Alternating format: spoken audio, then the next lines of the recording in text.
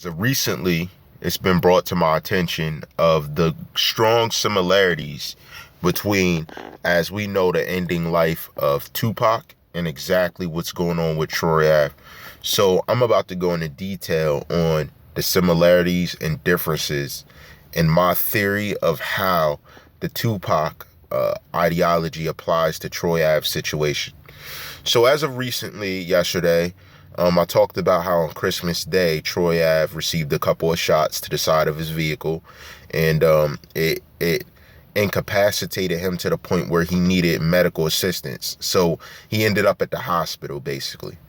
And as we saw, there were many different videos, many different individuals coming out addressing it, like talking about, oh, his car was shot up and different things, just loosely addressing the situation. And I kind of went into detail on how Troy Ave as an artist, what not only happened, but why gun control is on these different areas when gun violence is the highest. And I want to bring this back around to something about Tupac. And first, I'm going to address the differences. There's major differences between Tupac and Troy Ave. Number one, because the music.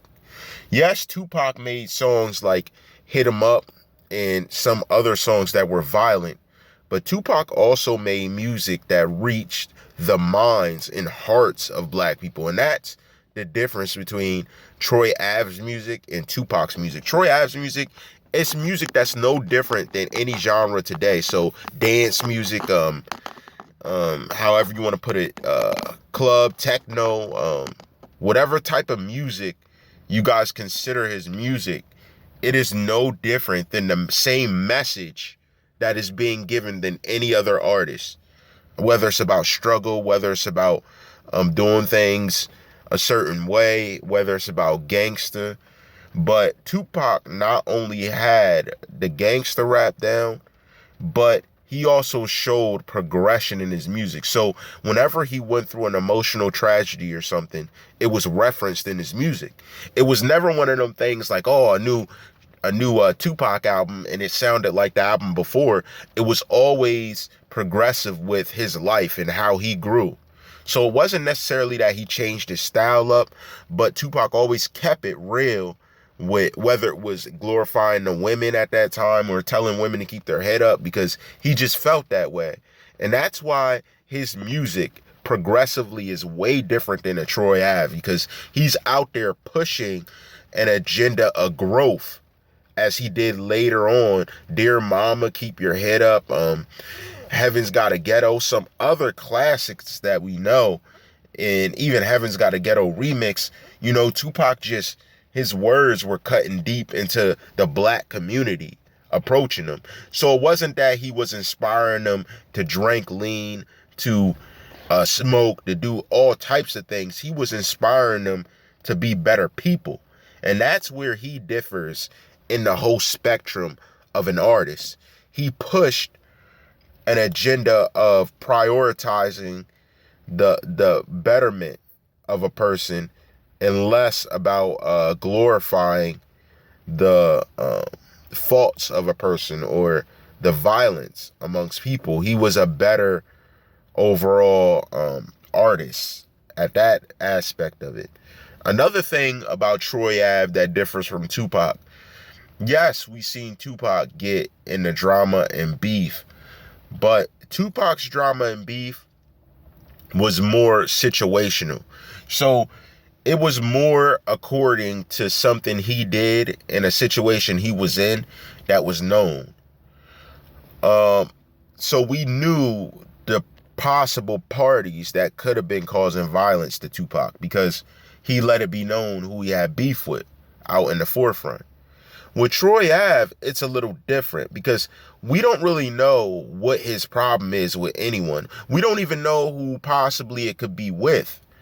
We don't have no clue, because, it's not out there. He's not addressing a certain party, or, we know of that he's not affiliated with any gangs that rep a color. So we don't really know what it is that's influencing individuals to be violent towards him.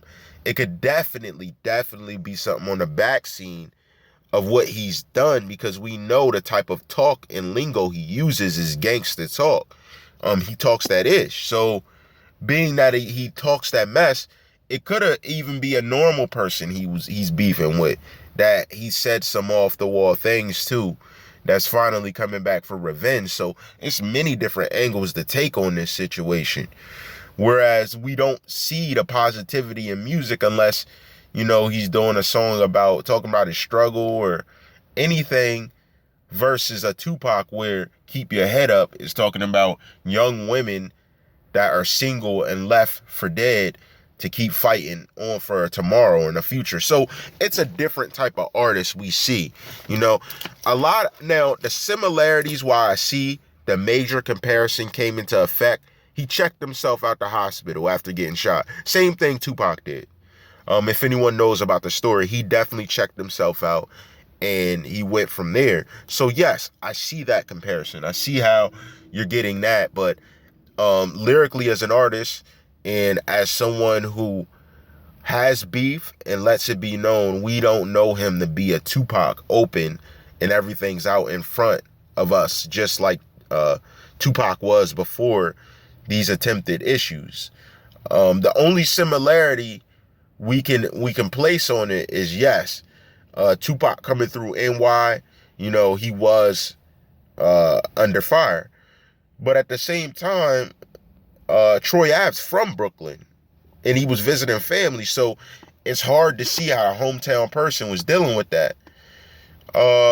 We don't even know if Troy Ave still stayed around Brooklyn. From what I understood, he had went sort of down south when his career started popping and he came back closer to here. So I'm not exactly sure how this all fits into him being out of town or even having home court advantage. So it's a very wary situation as far as it goes for an artist to be at home and be in the situations he is. So, and I mean, he's also not special because we've seen New York rappers shot at before, such as Chinks Drugs when he was in NY, and rest in peace to him. And as far as I know, Tupac, artists like Tupac. So we know New York's not new for this, but we don't know what Troy Ave has done to be in this predicament, because we see other New York artists ride around all the time on their Instagrams and stuff. I ain't got a name drop. I don't drop no names like that, but I'm just letting you know that there are other artists that ride around New York all the time in expensive and fancy cars, and they don't face the same issues that Troy Ave has. So it's definitely personal, and it's definitely something that may be on the back end since we don't know of anything recent. But one thing I want to put out there is the reason we really can't compare Troy Ave and Tupac is music. It's about the music you make. It's about the whole approach you take to making music, let alone Tupac's stardom with music was stronger. He was part of a powerful movement with Death Row. Versus Troy Ave, he's not really with any notable label or notable movement of this age that we could say his legacy stands. His legacy stands as Troy Ave until he comes out with a quality of music to address these emotions and issues that he's going through right now. So it's sort of like a double-edged sword. Like I see it and I don't see it, but I morally don't see it because the type of artist Tupac was and how his music lives forever, versus even some rappers that have passed that are good up to date, their music doesn't always live forever. I mean, they're thought of. Some people don't even know who they are, but it's all about the message and the approach you take. And Troy Ave's approach and message going forward is going to dictate whether his music's something to live around for years and years. So it's a very hurt situation where we have a guy who's definitely a notable artist, but does his legacy stand strong enough that after his presence is gone, it's going to live through the hearts and minds of individuals everywhere. So it just seems like he has to get things together and kind of get his center of gravity back down and figure out who it is that has the problem with him. Even if he's not out front calling on police, which the fact he's a gangster rapper, it will be hard to see him do because of the type of life he claims to live. I want to see him get a gravity and sense of his enemy. If you don't have a sense of your enemy, you really can't declare who's your friend. And that's the thing. Like, the fact it's happened twice now, and and the unlikeliness was right there on him. It seems like he may have a friend that may not really be his friend. And that's my thing. You got to be very careful with the company you keep as far as the game goes, because you get in the wrong company and you could just lose it all. So it's all about the people you're aligning yourself with and who's really your friend. You know what I mean? Because this happened too many times with you just riding around to be a coincidence. There's something that's not right in your circle, and you got to figure that out.